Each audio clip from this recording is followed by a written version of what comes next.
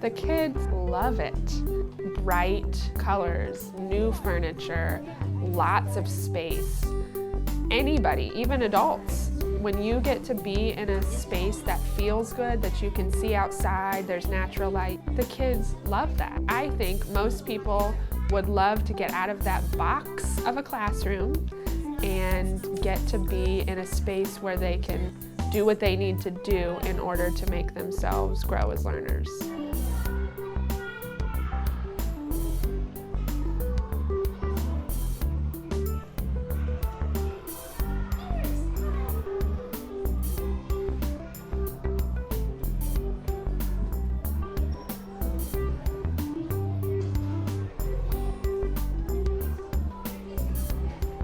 Tomorrow's world demands a whole different kind of learner and worker.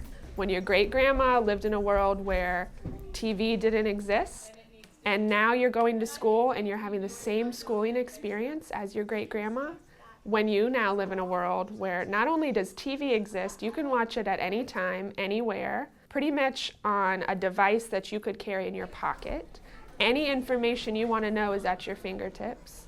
We're in this new building really thinking about what it means to educate a person who's going to grow up in the 21st century in a global society, which is a very different way of teaching and learning than we've had for the past 100 years. Teachers do not hold all the knowledge anymore. We are the facilitators. As you move through life, self-regulation and goal setting is the #1 skill you need. You can always go back and relearn who was the president in 1864, but if you don't know how to set your own goals and pace yourself and understand how to keep yourself on track, then you're sunk.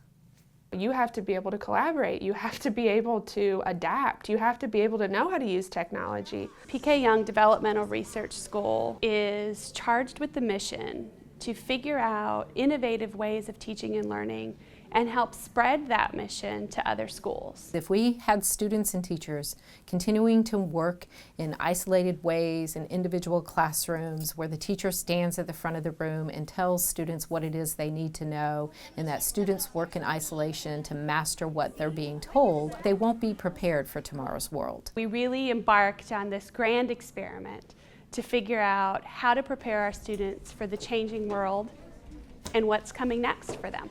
We needed to think about the ways in which space is organized so that it can support the flexibility that needs to happen around teaching and learning, to support the flexibility in the ways in which we group students. Okay, so you say you're in 4th grade or 5th grade.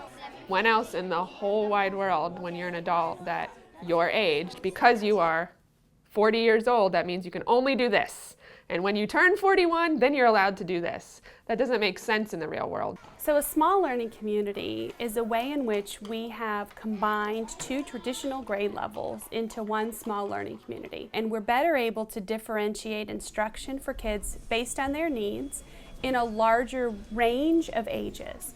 Because all 132 students are doing math at one time, and all 132 students are doing reading at one time, we can look at all 132 of those students. We have 7 teachers. What do we need to do? Doesn't matter if you're in 4th or 5th grade. Who needs what?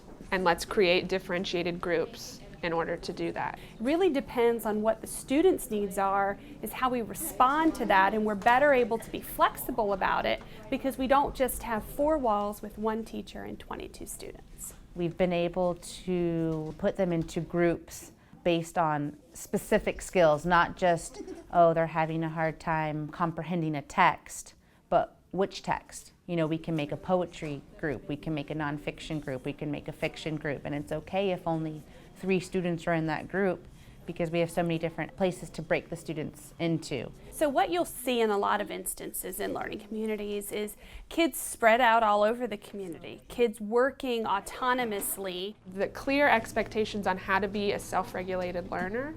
I'm going to teach you this, but now you have a space that you can go out and choose where you need to sit because you need to decide what fits you as a learner. Go sit there and go do it. You can see from being in this space that We have large open spaces for students to be able to gather, have large group gatherings. But when the student needs this quiet space or we need to work with a small group, you'll notice that we have rooms that allow for that as well. There's just been this whole misconception that we are an open concept school with no walls, where there couldn't be anything further from the truth. There are a lot of walls. There are walls, but the walls are transparent.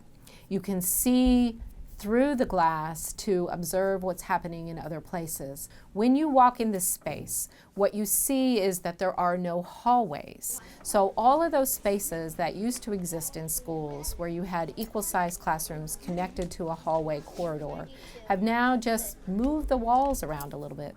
The architecture supports the kind of learning that we're trying to change.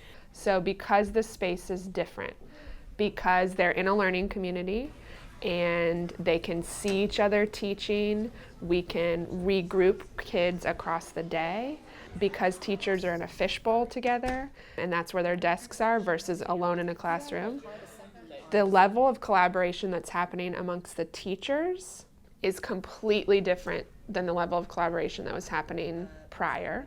And because the teacher collaboration is at such a high level, then we can focus on practice in a completely different way, and we can really have discussions about instruction and, more importantly, individualized instruction. What does each kid need in order to be the best that they can be?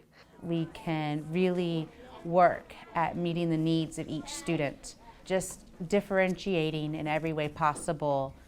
When there's 4 brains versus just 1 brain, we can think of a lot more ideas instead of feeling like we have to do it all.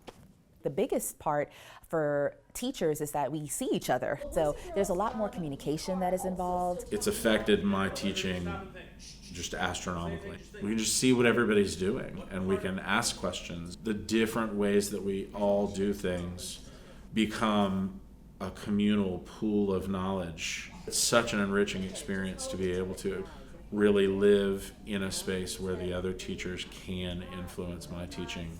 I can influence their teaching. We all have strengths, and we're able to give away a little bit of our strength to each other and gain from the strength of others. Teachers coaching teachers, kids coaching kids. You can see kids having more independence too, and I think that that's good for kids.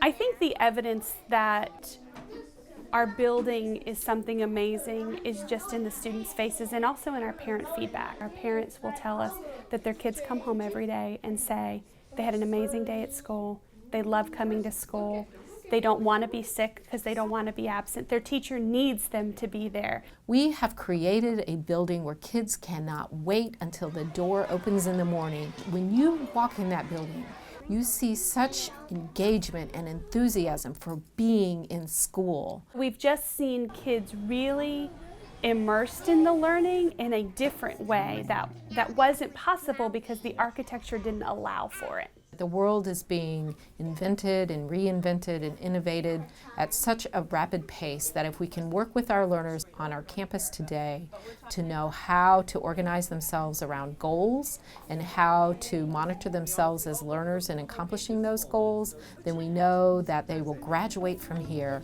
better prepared to lead and to work in innovative and creative ways that can make a real contribution to the future of our world.